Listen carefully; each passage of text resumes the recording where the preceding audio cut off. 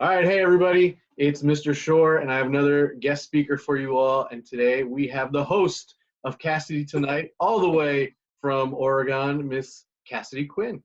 Hello, hello. I know this is crazy. We're across the country, but thanks to the internet, we can hang out. Thank you for Absolutely. having me. Yes, thank you for coming on. And I mean, the internet is something I really want to talk to you about because I know you are a huge user and utilizer of social media and the internet. Oh, yeah. Definitely talk about that, which is really cool. But I sent some YouTube videos to my class to check out and Oh, give them a no. little description about you. But let's just start with kind of telling everybody exactly, how you got into the field and what your current responsibilities are. Yeah, so I work for the NBC affiliate TV station in Portland, Oregon, like you said, KGW. And so it's a local news station, but luckily what I get to do at this point, so many of my coworkers have to cover the serious, sad things that are so important, and there has to be tons of people that cover that in the world, but I get to focus on the fun, happy, lighthearted things. So my show is at normally is at 7 o'clock Monday through Friday night. It's live on TV. I'm normally in the studio. Right now I'm at my house, obviously. And we focus on, the music festivals or local restaurants opening or just the exciting, interesting things happening around town. Obviously, right now it's not happening. So I've been, I guess, currently, like normally my title would be anchor and reporter. Now my title is kind of that, but also just kind of general content creator, which I like because I get to just make content for the TV. Some of the stuff, like yesterday, the video I was working on was about American Craft Beer Week, which is happening right now. Obviously, sixth graders, you guys don't care about that, but maybe your parents do. And so I interviewed some local brewers via Zoom, talked about that, and then I made a longer version for our YouTube channel for the station, and then cut a shorter version for TV. So as a content creator, trying to figure out what goes on YouTube, what goes on TV. And then I have my own YouTube channel, which is just called Cassidy Quinn, where I post a couple of videos a week over there. And yeah, normally with the TV show, my role is kind of everything. Like I host the show, I write a lot of the stuff with my producer, Christian, and I edit most of my segments for the show as well. And that's really fun. I like getting to be involved in all the different parts of it, even though obviously it can be stressful at times. And yeah, that answer your question? Absolutely, absolutely. And you talked about getting to do fun stuff and be creative. I'm going to go right to a student question before we even kind of talk more about your career. But what is the funniest thing that has happened to you while working and that you've done while working? Oh, for some reason, the first thing that pops into my head is, like I said, a lot of times my TV show is live, which in some cases, there's definitely pros and cons. Like, I love that it's live because anything can happen. I also love when we get to pre-record things because I like being able to edit and put together like the best stuff. Like if we talked on Zoom for an hour and then I cut out the best parts and put some music and stuff. But when it's live, anything could happen. So for some reason, the first one that pops into my head is when I bobbed for apples on TV a couple years ago. There was like a cider festival coming up that weekend or something. So we had on the cider person to talk about it. And then I bobbed for apples, and it was the last 30 seconds of the show. So my producer in my ear was like, okay, 30 seconds. And we were outside of the station because we didn't want to do it in the studio and make a big mess. So I couldn't, if we're in the studio, I can see the TV and see what's actually on and how much time we have left and look at the clock. But if we're outside, I can't see this. So I just count on the producer saying, okay, 30 seconds, 20 seconds. And I'm trying to talk, but also know that I have to bob for apples, and my hair was curled. And I'm like, what am I doing? And then bobbing for apples is a lot harder than I remembered from who knows the last time I bobbed for apples. So I like try to go in and kind of just, I didn't go in enough. Like I just tried to go for, and so then I just come back up and my face is wet. Like, nope, okay, I need to go like all the way into this bucket of water. And so I push it all the way down. Again, we're still counting down like 10 seconds. And so you try to get the apple. I don't even know how to describe bobbing for apples. You have to like push it all the way to the bottom so you can use the bottom of the bucket to get the apple. So then I come back up and say goodbye, and I have an apple in my mouth and my hair was soaking wet. And luckily the show, then it's over. So no one had to see me after that. But that was entertaining. I've also done indoor skydiving. You seen those things where they have like a iFly, they call it here at least. There's like a big wind tube and you're so I did that on live TV, and normally when you're on TV you can hear the producer, like I was saying, but when you go into the indoor skydiving thing, you can't have anything attached to you. So you're just going free and you have no idea what's happening on TV and hoping that you're saying the right things. Let's see. Sometimes I feel like I don't remember the best bloopery, oh gosh, why did that happen? Yeah. That answer it, maybe? Yeah, that sounds like a lot of fun. There's got to be something that I'm forgetting that is really funny, and I just block it out of my memory because it's embarrassing, I think. No, well, maybe, but those sound like super fun, and it is great that you get to enjoy the stuff that you're doing and have some fun. Yeah. So another student question, this kind of will take us back a little bit. Did you always know that you wanted to be a journalist, that you wanted to be in this kind of field, doing maybe not the iFly kind of thing, but doing the reporting, being on TV, being a broadcaster, all the stuff that you've been able to do? Yes, from a young age, I wanted to bob for apples on live television. Somewhat, I can't remember who the quote is from, but they say, like, when you're an adult, if you can be doing something close to what 10-year-old you would dreamed of being, then you're doing something right. When I was probably in 6th grade, like what I really wanted to do was be on Broadway. I really liked singing and dancing, doing musicals, and I loved doing that kind of thing. And so that's what I really want to be. Like, I'm going to go on Broadway, or I'm going to be in movies, I'm going to be a movie star. And but then when I was younger than that, when I was really little, I wanted to be a writer, and I thought that I would write fiction books, and I never could really finish a book. I would just like start writing little short stories and they'd never have an ending. So then now I've kind of gotten to combine both of those. Like I get to write, but then I also get to perform in a way, even though it's not singing and dancing, but it is that same kind of live theater kind of thing, because some of the stuff we do write and it is scripted and I'm reading from a teleprompter, but then most of what I do is just off the cuff, just like this, just kind of asking people questions and seeing what they say back, and then asking them another question and kind of improvising. So I definitely never said when I was a kid, oh, I want to be a news reporter, but I kind of wanted to do some of the same things that have turned into a job that makes sense. Yeah, and a lot of the stuff, like you said, is performance. You're on camera, people are seeing you. In our class, we do a lot more writing. We did have to gear up for our standardized writing test. But, when they see someone like you on TV and performing, and like you said, some of it is off the cuff, how much writing actually does go into your job, even being on TV? So it totally different for mine versus if you just sit and watch a regular newscast where there's, 2 anchors sitting there and they're reading off a teleprompter. Most of that is written ahead of time. And it could be written sometimes I think it's usually pretty even between the anchors writing stuff versus some of the producers writing stuff. It depends where you work, obviously, but at our station, that's kind of how it goes. So the anchors will write stuff and their producers will write things. For my show, usually the beginning of every segment will be written. So we'll kind of plan out how we want to get into something. Like, hey, on tonight's show, there's a guy in Portland called the Unipiper. He rides around on a unicycle wearing a kilt and a Darth Vader mask and plays bagpipes that blow flames out of them. I saw that on YouTube the other day, just randomly. I get so I was on YouTube and I noticed it.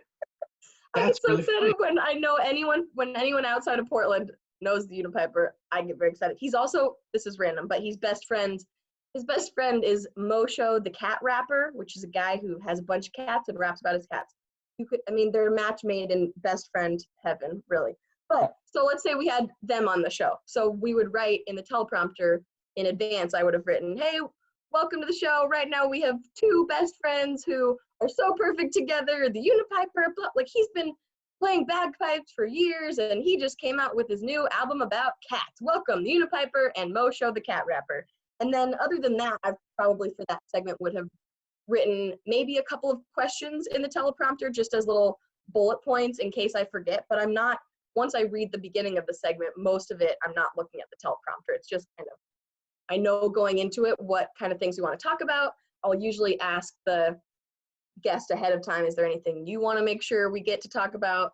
And so after that, in my case, it's mostly improvised. Sometimes also, you'll write something and I'll have it perfectly planned out, and maybe it was the last segment of the show, and when you're on live TV, it has to end when it needs to end. They're going to go to the commercial break and the show is over whether you're done talking or not. So sometimes I'll write something that's like 2 minutes for the end of the show, and then all of a sudden we get to the end of the show and I have 45 seconds, and so then I'm trying to rewrite it in my brain and shorten it all. So sometimes I try not to get like too tied to exactly what I wrote, because otherwise then I'll be really sad when I didn't get that one sentence in that I really liked.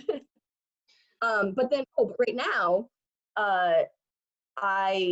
since I'm working from home and making more web content versus TV content, I've actually gotten to take the time and write web versions of stories for the stories that I'm doing. So like the video about American Craft Beer Week, I actually got to write a full story about it. And I really like that, because when you see things on TV, usually they have to cut out so much stuff just because your producer will say, okay, we have 1 minute or 2 minutes for this story, but then you might have talked to that person and interviewed them for 15 minutes and they had so much more interesting stuff that you just couldn't fit in the story. So the TV version. So then when you get to write the story, for me, I've really enjoyed that. That's been nice, a nice change, because normally I don't have time to do that, but it's nice now that I'm not putting a TV show on the air every day. It's been nice to get to write. And for you, like you mentioned, you wanting to be on Broadway, perform, it seems like that's something that was always kind of natural and something you were interested in. I know for my middle school students, whenever I have them, hey, do this video, or hey, stand in front of the class and debate this, there are a lot of nerves. So for you, someone that does it routinely, what is it like for you? How do you handle the kind of pressure and the nerves that come with being up in front of everybody and everybody's eyes directed at you? Yeah, I would like to say that I never get nervous anymore, but that is not the case. I don't get nervous that much, but for me, the times I get the most nervous are when I don't feel ready or prepared.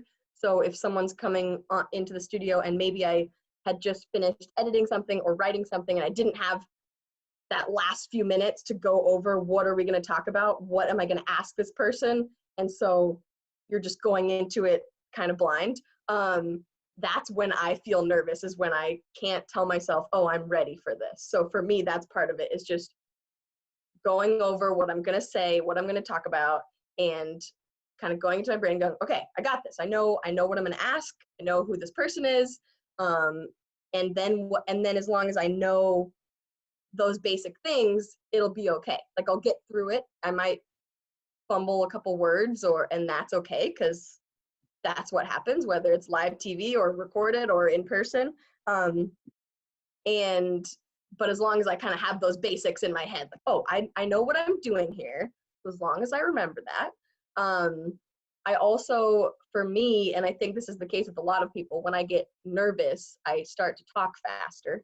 And that has been something that from day one, even before I started working at the station, when I was trying to get the job, that was one thing that my, at that point, future boss was working with me on, was, okay, slow down, take a breath. Sometimes when you're either on camera or just speaking in front of people in person, it can, like, things seem so much longer. Like if you forget what you're going to say and you pause for 1 second, it feels like 5 minutes and you're like, oh my gosh. Like a lot of times that happens. I'll interview someone and maybe they for a second forget something, like, oh, what day is this festival happening? And they go, it's on May 17th, and that's fine. But in their head, as soon as the segment's over, they're like, oh my God, I forgot that. And it was 5 minutes and I was standing there not with nothing to say. You're like, no, it's actually okay to just take a breath, to pause. And so that's what I try to remind myself as well. Sometimes if I'm like way overthinking and getting nervous, I'll just put on some kind of pump up song before the show and try to get myself in a good mood if I've kind of had an off day or something. Because for me, one weird thing with my show is that it is at the end of my workday, whereas some of my coworkers, they do the morning show and then they work after that, but mine's the end of my day. So I need to get my energy up, and whatever, there might have been tons of stressful things that happened in the day, and then at 7 o'clock, it's like, okay, nope, game time. So sometimes I'll play like a pump up song to get myself going again. Well, and I loved how you talked about an important part for you was feeling prepared.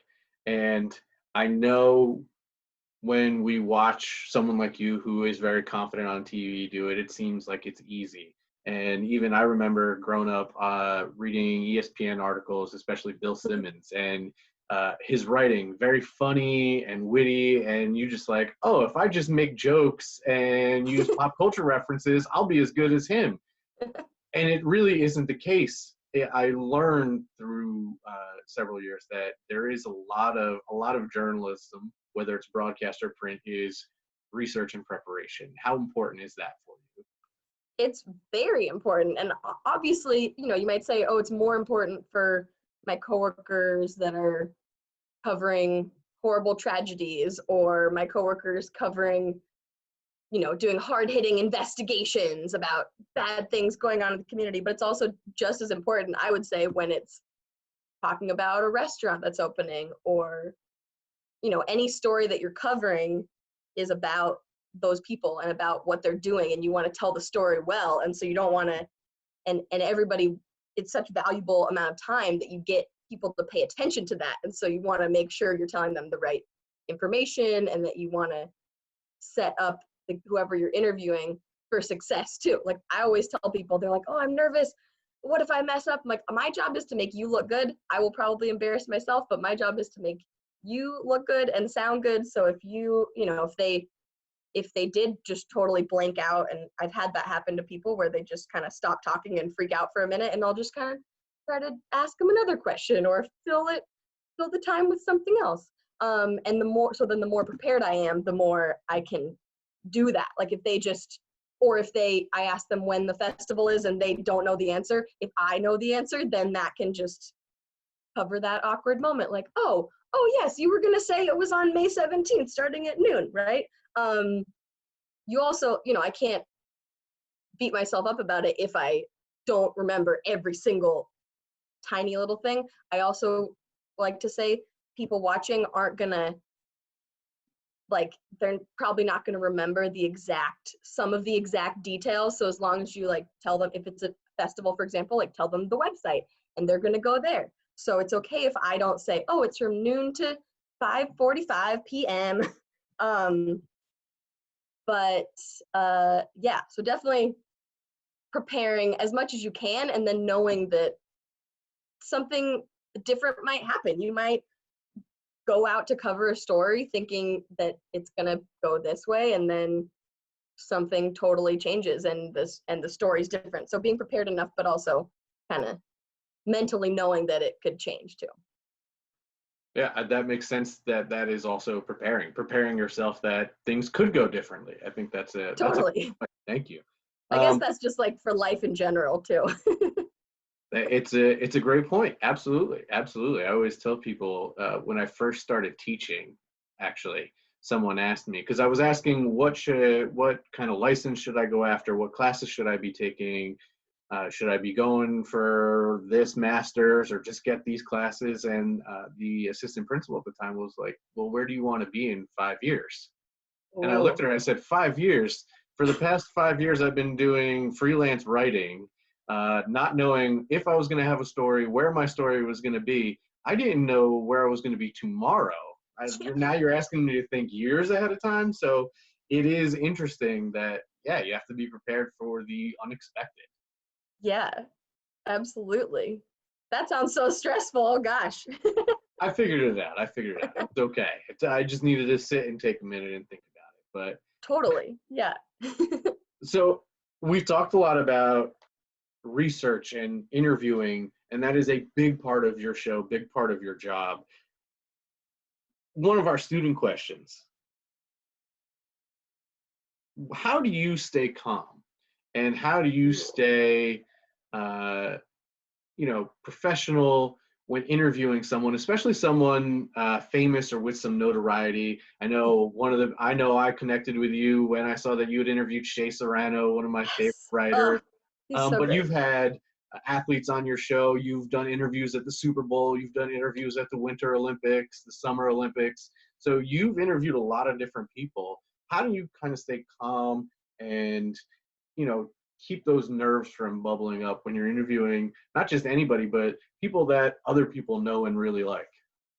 Oh man, I was so nervous to interview Shay, by the way, because he is such a big deal, especially to all those of us that are on Twitter all the time. And like my brother was the one that told me about Shay. One of my bosses went we couldn't it, we don't my show, like, we don't have a budget. I say we have a small budget. There's really not a budget unless I'm like, hey boss, can I like go buy some food for $20 for this eating segment we want to do or whatever. And little budget things. But so we didn't, Shay was like, oh, can you send someone to pick me up at my hotel? I was like, I don't, like, of course he wants someone to pick him up, but we don't have like a fancy car. So one of my bosses who loves Shay, he's like, oh, I will go pick him up. And the other person he said he'll go pick up is Katie Nolan. If I get Katie Nolan on the show, he will go pick her up at the airport. So Katie, I if you're watching. wouldn't blame him.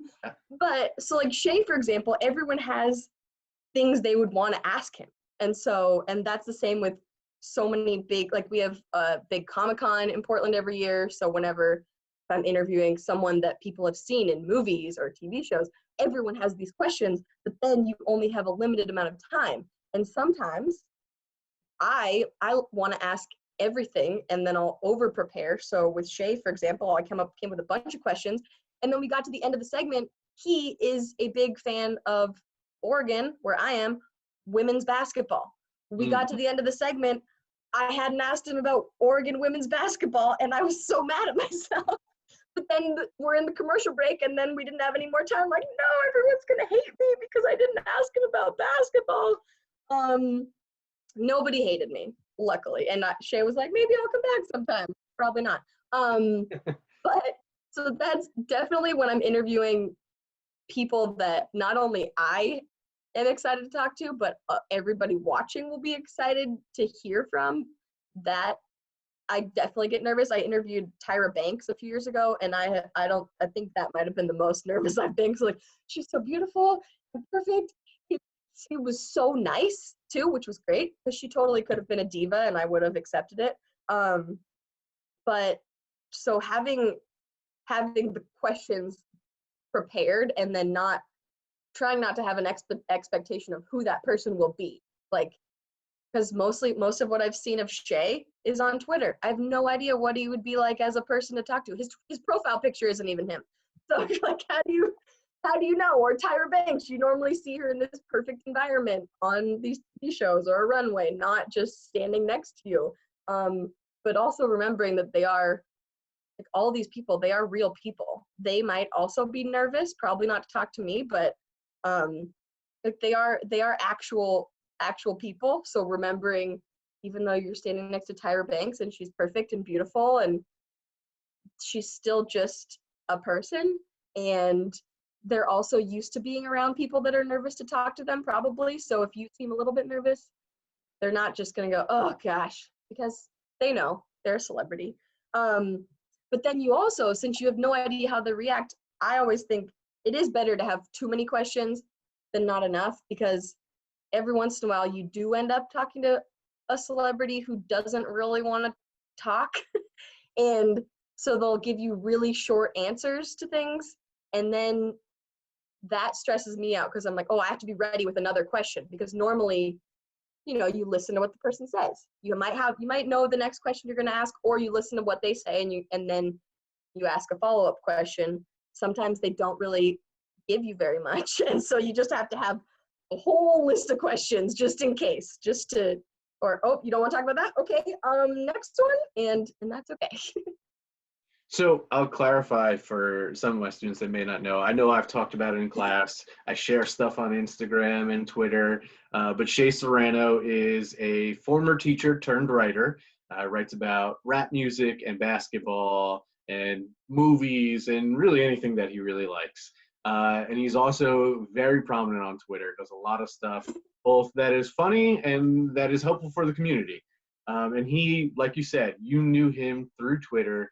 He is a big utilizer of social media. And while my middle schoolers probably think that they are the kings and queens of social media because they're young, Are they all on TikTok? Are you guys all on TikTok? I'm sure some of them are. That is not something I want to be on. Help me be on TikTok. But with social media, I mean, it was around when you and I were in college, and that's how you and I met. But you were a huge utilizer of social media, Twitter, YouTube, all these different things through college. It helped you land a job with Boloco, I remember. Yes. And I think we kind of forget that in social media is the word media, which is what journalists are. How do you utilize, how did you even recognize that social media was going to be helpful for your career as a journalist? Ooh, that is a really good question. And I don't know if I realized it until it was happening.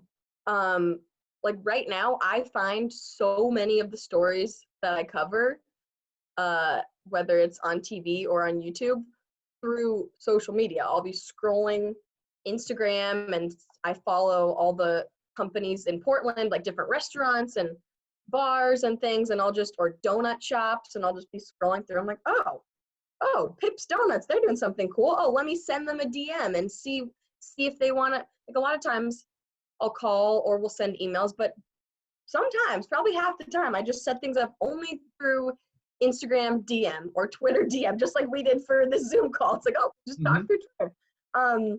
I don't think I realized, I just thought when we were in college, because that was when definitely social media was taking off. Like there was a social media class in college and it couldn't even really keep up with what was happening in the real world and all the advancements of social media that were happening in real time. At that point, I just thought it was fun and it was different and it was a way to talk to people that you could do from your phone or your computer. I've always loved that it kind of, social media is like the great equalizer, I think, because everybody, I mean, of course there are people that don't have access to phones or computers, obviously, but other than that, like if you have a phone, you have a computer, or you can go to the library and use the computer, like you can use social media. It's free to post on Twitter. It's free to post on YouTube or Facebook or Instagram or TikTok.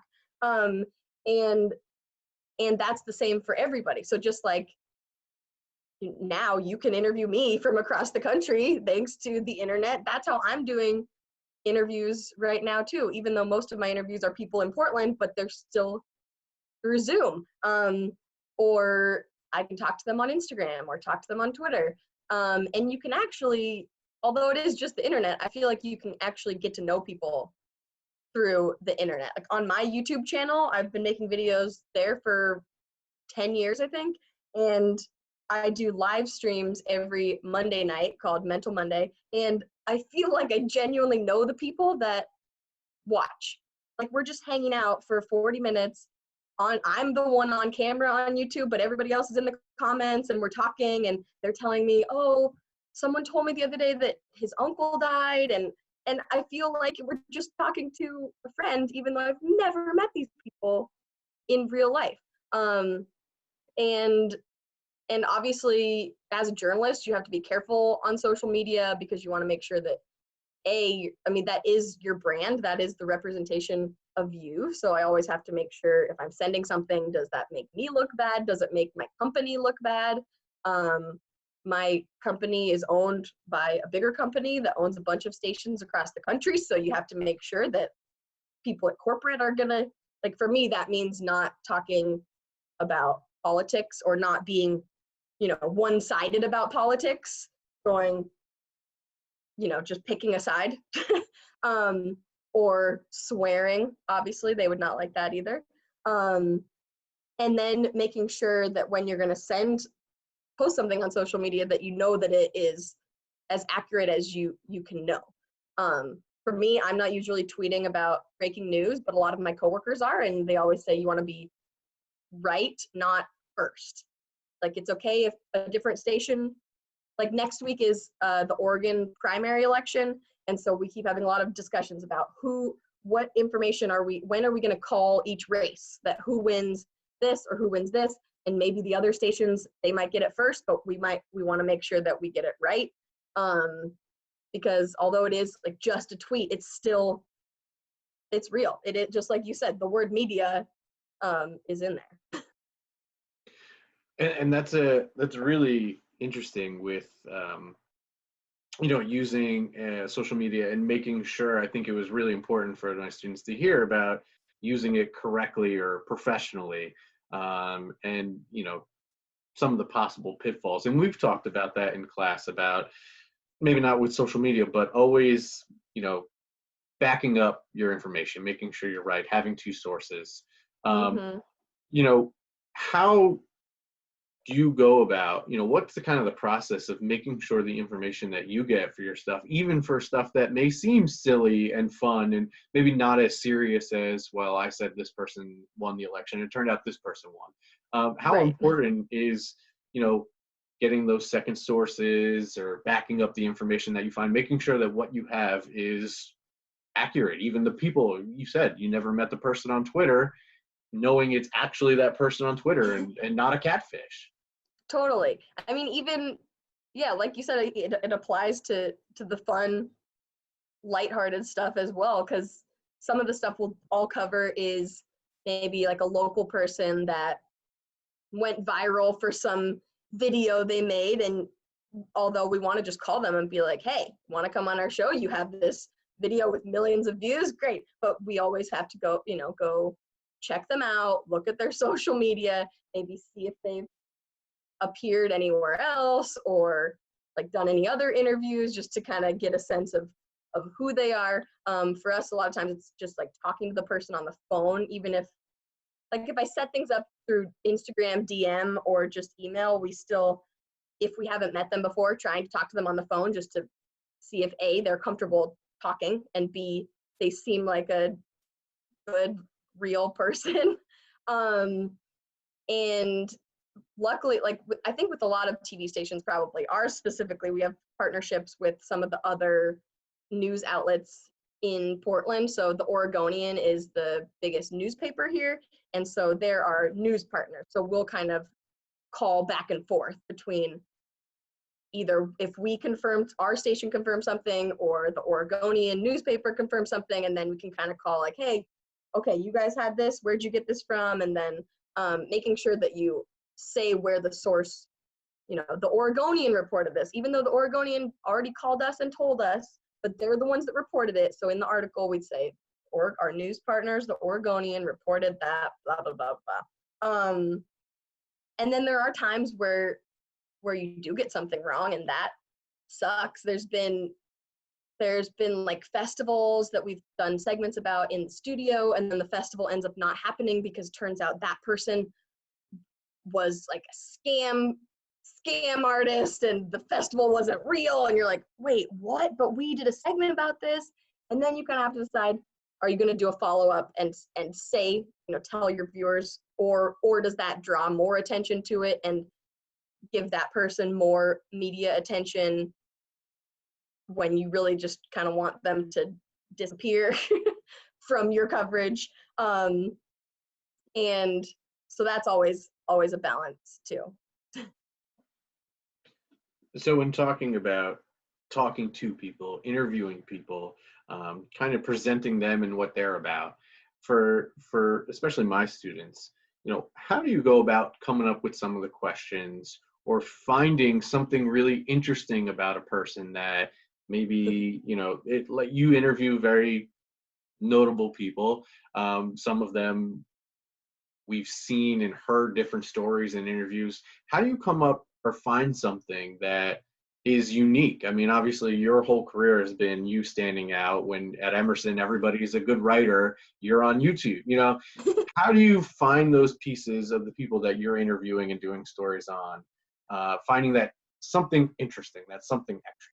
Yeah, that's a good question. Honestly, I always go to social media. I love scrolling through people's tweets or Instagrams and just looking through and going, what are the random things that they talk about that maybe, but they, maybe they posted a picture with their dog, but normally people don't ask them about this dog that they just adopted in quarantine. Or it's amazing when people use, and it depends on the person. Sometimes you interview somebody that doesn't really use social media, and so that's not going to help you at all. But if they are a person that uses social media, like if you wanted to ask me about random things, which you are, no, they're great questions. But like if you scroll through my tweets, it's kind of embarrassing, the weird random things that I talk about, or like watching my YouTube videos. And but I like finding those things about other people. Oh, hey, the other day you said you had pizza with pineapple. So okay, you like pineapple on your pizza, and just talking about something random like that. I think people always appreciate being asked questions that not everyone has asked them, especially if it is like a bigger name celebrity or something. They're probably in Portland because they're on tour, and you might be their 5th interview of the day. And so if you want to ask them about the movie they're promoting or whatever, and let them do that because they have to. But then if you try to find something else, they might have more fun.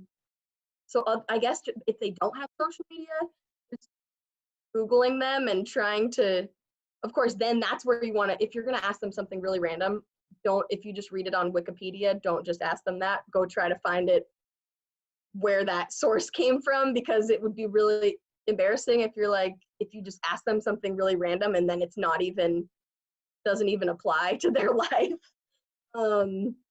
So confirming things like that. But social media, I think, is the best place to find random things like that. And a lot of people won't take the time to go watch. Sometimes like former interviews, I'll go watch former interviews that they've done. And that's how I figure out how to pronounce people's names if I don't know either. Like go find a YouTube interview with them, or an interview that they've done and that's posted on YouTube, and watch a couple of them, because if you just pronounce their name like the first one you watch and it's wrong, that's embarrassing. But most people won't take the time to go like watch a full video or interview that they've done. And so then you can find little things that you'd want to follow up on and ask them more about too. And you mentioned it, and correct me if I'm wrong or if I'm off base, but asking anybody something about something that they don't get to talk much about. Even thinking of my students, they're going to interview one of their teachers from school. Everybody knows that they teach this class, and everybody knows that they like this book. But I think when you find something unique about them, and you kind of, sometimes it just comes from curiosity. When you find something unique about them, it makes them more interested in talking to you, because now, like you said, it's not something that they've talked about a million times. It's something that they wish someone would talk to them about.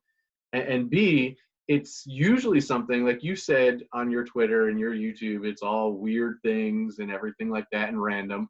But especially, I mean, for my students in middle school, there's this thing where I'm thinking of this and no one else must be. I must be weird to think of this, when really so many other people actually like that. So not only, coming up with these random things to ask people, is it going to put the person you're interviewing at ease and make them more want to talk to you more? It also does sometimes come up with a more interesting story that more people can connect to. or an athlete.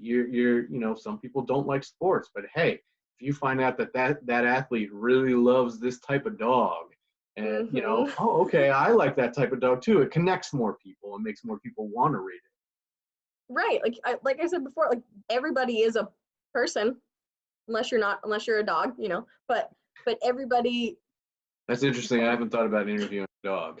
I'll have to try that. I tried it once. It doesn't work very well. No? Usually you want a person with the dog, but we have had lots of cute dogs on my show because there's so many Instagram famous dogs. Great. Especially, I don't know if there's more in Portland than other places, but there are a lot of Instagram famous animals of any kind here. But yeah, remember, like everybody is a person, so everybody ate dinner yesterday. Like everyone has these, you can just even draw from your own life. Like, oh, what did I do today? Would there be something that maybe they would connect? Like right now, for example, if you're doing interviews with somebody via Zoom and they're across the country or wherever, but they're a celebrity, whoever, but they're still at home just like you are. And I was also going to say, you can use social media to get other people's questions too, because I do that all the time. I'll post, hey, interviewing whoever, Tyra Banks today, what do you want to ask her? And then you don't have to ask all those people's questions, but you can get, sometimes you might not ask that exact question, but it might give you a little tidbit of something to then go research more. Like, wait, what? They were in that movie? Oh, let me go look that up. And you always do want to do the research instead of just asking the random questions that people submit to you, because it might be something the answer is already there for. Like whenever I go to Comic-Con and interview people, they'll be like, oh, ask them if there's going to be a reunion show or a sequel. And sometimes that's a good question. Other times you find the answer on Google and they don't want to talk, or they just won't talk about that, and then it's awkward. So yeah. Well, that's a perfect transition because you mentioned reaching out to people for questions using social media. I didn't use social media, but I did email my students, as I told you I was, and we've gone through a couple. That's the same thing. That gives me another really great question that one of my students asked, and they wanted to know. Obviously, you went to school for journalism. But do you feel, or do you think, in your opinion, that someone has to go to school to study journalism to be a journalist? That's interesting. And people have asked me that question before when I'm out covering stories. They're like, hey, I've always wanted to do that. Do I have to go to journalism school? I did go to journalism school, like you just said. I think from what I know, all of my coworkers did, but it's also not something that we talk about. And I don't know if that, like I never show, it's on my resume. It says I graduated from Emerson, broadcast journalism, but I don't know if that's ever really anything that my bosses have asked. I think if you're going for more of a serious journalism role, I think you do learn a ton of fundamentals in journalism school about, things we've talked about, being right and not rushing to just get the information out, or legal things, or how the government works. And but I think for some of the more fun things that I do, I mean, I would bet there's at some point going to be people that the TV stations hire from that just made YouTube videos, and that's really how they found me, even though I did have a journalism degree. But I don't know if it necessarily was a factor in hiring me. So I think it definitely doesn't hurt, but you can also learn. Most of the hands-on stuff that I learned was outside of the actual classes in college. For us, I mean, at Emerson, for example, so much of like how a TV station actually works, I had not worked at a TV station until I started at this one in Portland. And if I had not been at Emerson in those like pretend TV studios, I would have been way more confused than I already was. Mm-hmm. So for me, it was more of like the hands-on experience, which I think there are ways to get that without going to college for 4 years. I think there's other ways to do that. So I don't know exactly. Like I don't know exactly if you could not have a journalism degree and go get a job in journalism. I can't. I wish I had the perfect answer, but I think even the fact that I started on TV in Portland and didn't, like most of my coworkers they started in a small town somewhere far away, then they moved somewhere else, then finally they got to Portland, just because I had made YouTube videos and gotten to the point where I was more comfortable on camera without being on TV, just kind of practicing by myself and learning how to edit at home on my computer and talking to a camera by myself. That was more of a factor. That was more of my experience than actually being on TV, if that makes sense.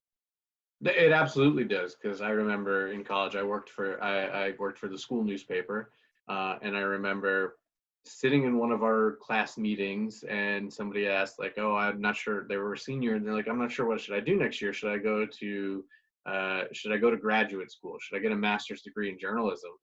And the guy looked at the student and was like, absolutely not. That is a complete waste of time and money. And they're like, really? You're going against going to school for more? And he's like, journalism is one of those fields that, yes, you have to get an understanding and learn some basics, but a lot of it is experience. So like you said, doing YouTube videos made you more comfortable and experienced being on camera, which played a large role in the job you have. So what you said absolutely makes sense and made me think of that. Well, and it also, things, just like we were talking about social media and other media, they're changing all the time. So if you learn something in school, there's a chance that the world has advanced further, like just the equipment and the live streaming capabilities. Like there's all these things that they just aren't going to be able to A, fit into a class, and B, it might be moving faster. Like they'll make the curriculum and then all of a sudden, oh wait, TikTok came out. Now how do we figure that out? And it's just a lot of kind of trial and error and learning by doing. Well, and on the flip side of that, wondering if you have to go to journalism school or not to be a journalist. On the flip side of that, I know there's going to be students in my class right now that are taking journalism, but don't necessarily foresee a future in the field. Some of them are my basketball players and they just wanted to join the class because, like, oh, I could have Coach Shore as a teacher, that'll be great. Or, they wanted to get ready, they knew they're writing SOL, their standardized tests, I could use more practice with writing. So with that in mind, what kind of advantages does learning this stuff that you might learn in a journalism class, what advantages does that have beyond the classroom, beyond wanting to have a career in it? How could that be beneficial just in life? Yeah, writing obviously is something that we all do, whether you're tweeting or sending an email or trying to talk through your head, like, okay, I'm going to go have this big discussion with my boss right now. I need to kind of write down what do I want to say and what story do I want to tell. I think that's a skill that applies to everyone, no matter what your job is. And being able to find, for me, it's a lot of like being able to find my own voice and be able to write in that way. And the more I can write in my own voice, whether that's throwing in some dumb jokes into the article or the script, or just drawing from my own personal experiences and what I'm writing and putting together, I think that's super valuable, just to be able to put into words the thoughts in your brain and the personality that you have. And probably whatever job you go into, at some point you're going to have to talk in front of people. And if you have already gotten comfortable with that, it makes it less terrifying. I still, like when I make YouTube videos or if I'm in the studio doing a TV show, I'm not really talking to a lot of people right in front of me. I'm either talking to a webcam or my GoPro or the TV cameras. And hypothetically, there will be a lot of people watching on the other side, but you don't actually see them. So I have gotten very comfortable talking to myself essentially. But then when I still have to talk in front of a big group. Like sometimes we'll go out or sometimes we'll be in the studio and all of the guests that we have on the show, they'll have brought their families in and there's like 30 people in the studio. And then I get really nervous because I'm like, wait, there's these 30 people just staring at me, even though really there's more people staring at home at their TV, but it's still like seeing those people right in front of me, even though that shouldn't make me any more nervous, but it does. But the fact that I have gotten more comfortable over the years talking on camera makes me more comfortable talking to people as well. And that, even if you don't have a job in TV or newspapers or whatever, you're still gonna at some point have to do a presentation. And also you have to ask people questions, whether you're applying for a job or you go to a networking party and you need to talk to people.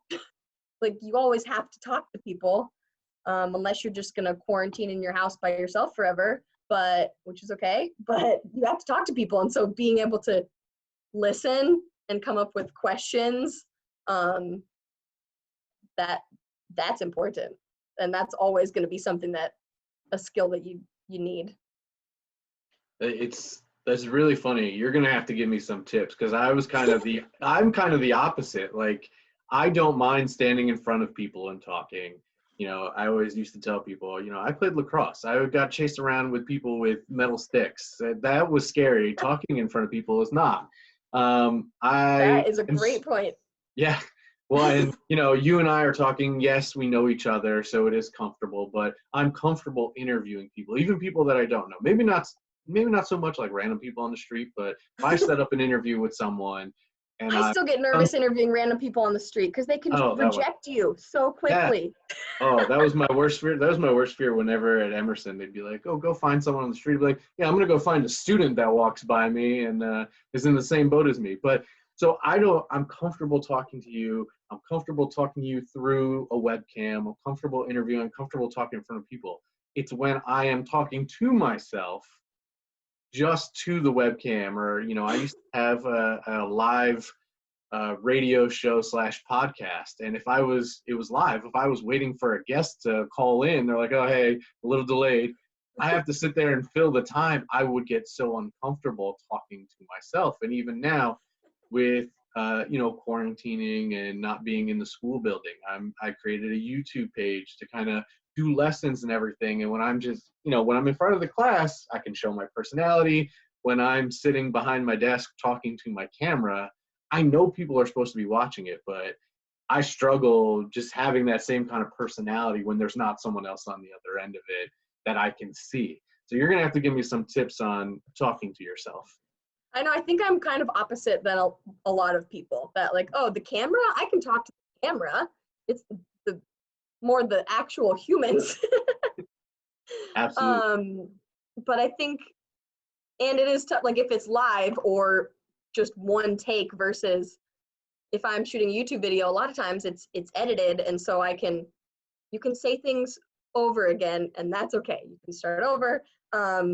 I do spend a lot of time though, just filling time. Like, yeah, if I'm doing a YouTube live stream and no one's watching yet and you're like, oh, I guess I better just talk to myself for 5 minutes. And yeah, I guess just still kind of being prepared. Like, oh, as long as I have a few things I want to say, you could have some notes over on the side of next to your computer or camera or whatever you're recording on. And then, yeah, remembering that if it is live, people know that too. And so if you're awkward or you mess something up, people are okay with that. And they'll probably like that, actually. They like if things go wrong. I mean, that was one of the first questions you asked, like, oh, what's the funniest thing that happened? And then I can't remember what went wrong because even I forget about it. But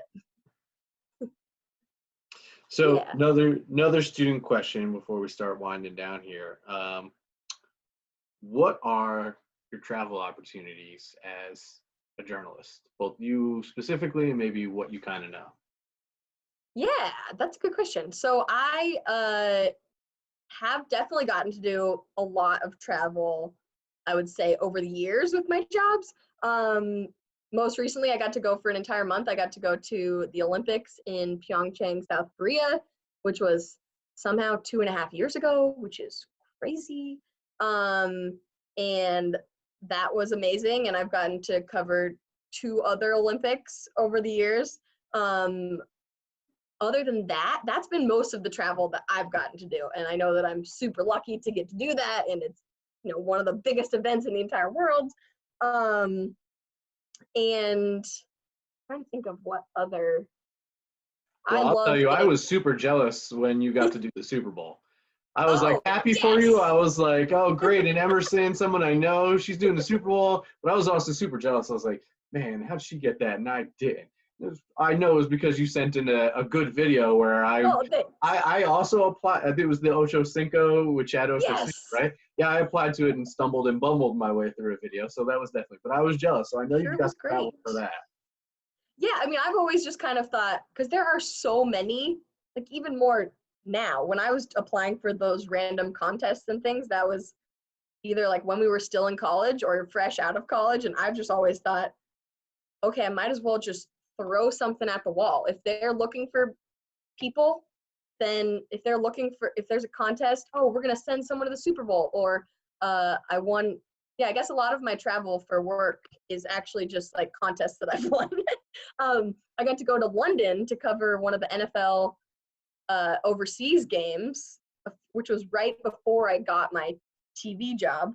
That was another one. That was like I remember Adam Schefter was the judge, or at least the person whose face they put on the judging. I'm sure there were a bunch of other people behind the scenes, but you just had to submit a video, and sometimes your videos are going to suck, and then other times you might.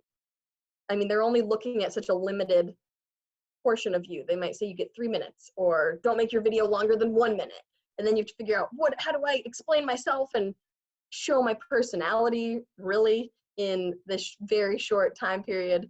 So I've always thought, just if there's an opportunity, just try to throw yourself at it, and who knows, maybe you'll win it, maybe you won't, but it's not like, you didn't get it, I got it. It's not like one of us has a job and one of us doesn't, and one of us is, has a career and one of us doesn't. Like, you just try different things, and sometimes it can lead to some really cool travel, and awesome things to put on your reel, even if it doesn't make you any money because you went as their free like contest winner. But I mean, that Ocho Cinco thing, I interviewed Tom Brady. I got to ask him like one question in a giant crowd of people, but my boss like still talks about that. I'm like, oh, just like go do things like that. Like, I can't just like recreate that one question I asked Tom Brady. Mm-hmm. But I will try forever in the future of my life. Also, sorry to bring up Tom Brady. I feel like that was, too soon maybe, but I mean, I'm a Dolphin fan, so I'm happy to see him out of perfect. Great. it worked for me. And my wife's a Jet fan, so she's also happy to see him gone. So Perfect. we're happy Great. about Great. it. That brings up a great point, and I promise we will wind down. But we talk about listening and thinking about the Olympics, the Super Bowl, all these things. You said you've won competitions, you've put yourself out there. I think especially for middle schoolers, it can be tough to put themselves out there, to go outside of their comfort zones. But it seems like whether you've landed opportunities or lost competitions, you've always been one to try an opportunity, to put yourself out there. What can you say to especially my middle school students about, putting yourself out there and trying things and going for an opportunity, even if you are going to fail and not get, win the contest or get the opportunity?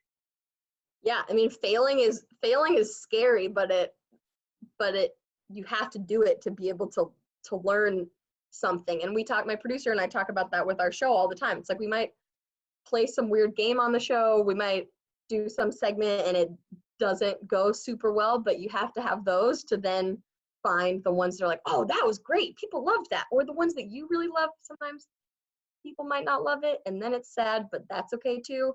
And like, if I go back to my YouTube channel in 2010 when I was making videos, they're very awkward videos. I haven't looked back at them in a long time, but anytime I do, I'm like, who is that person? Why? I'm so cringy, and I know, but I wouldn't have gotten to the point I am now where I feel more comfortable on camera if I hadn't gone through all of those times of feeling super awkward on camera or thinking I was comfortable and then finding out later, oh, I was really awkward.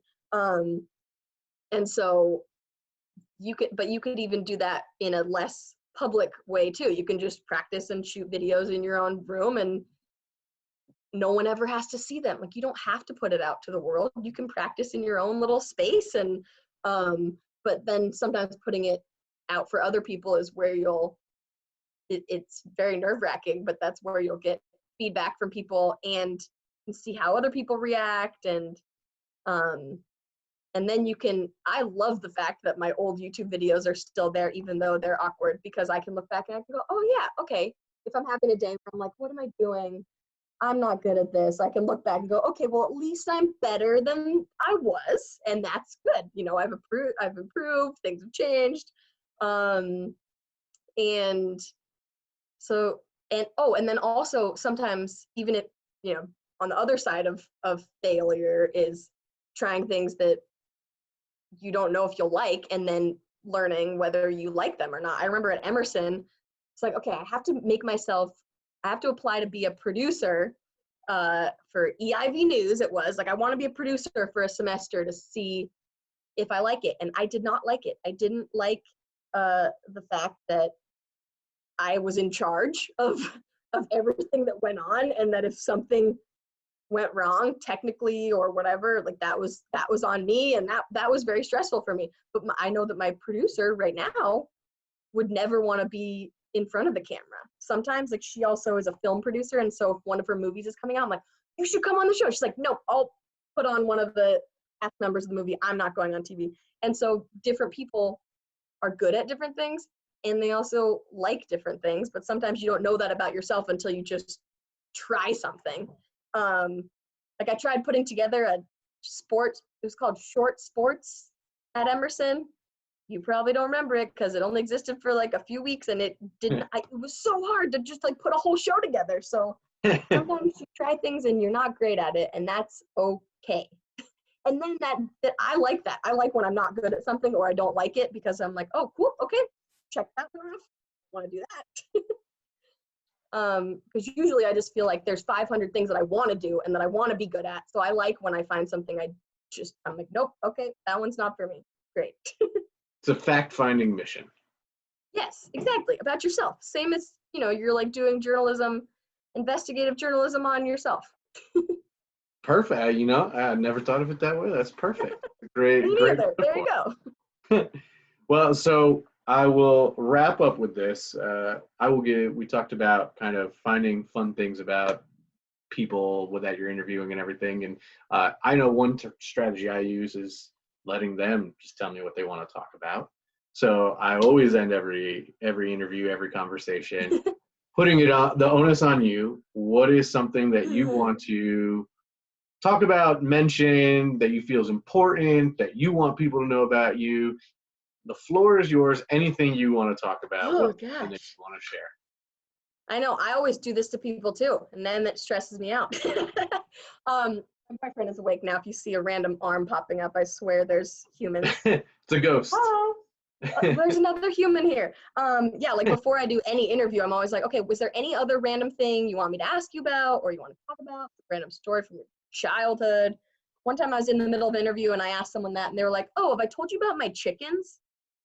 I don't have any chickens, nothing super exciting. What do I want to talk about? I guess I would just say that it's interesting for me being like at home in quarantine or whatever you want to call it right now, and the fact that I've loved having my TV show for a couple of years, but it's also been so interesting seeing so many people, myself included, like try new things on the internet in quarantine, and having a TV show is cool. But whenever I don't know about your sixth graders, but anytime I've talked to like an elementary class or high schoolers or middle schoolers, people are more excited usually to hear about my YouTube stuff than the TV stuff.